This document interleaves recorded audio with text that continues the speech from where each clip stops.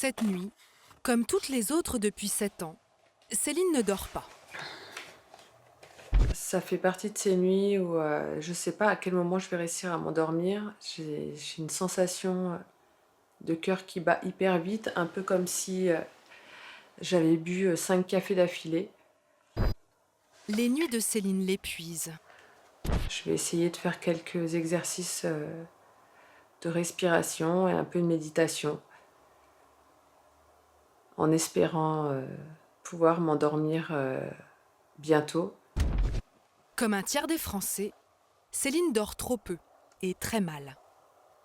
Il est 1h39 du matin.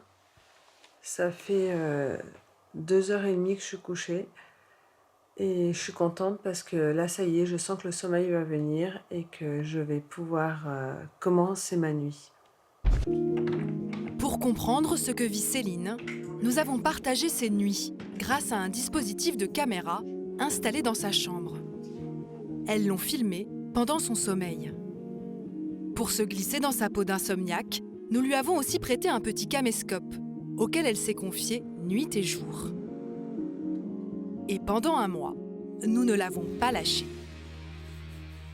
En à peine 3 générations, les Français ont perdu 2 mois de sommeil par an. Jamais dans l'histoire, nous n'avions aussi peu dormi. Moins de 7 heures en moyenne par nuit. Les médecins sonnent l'alerte.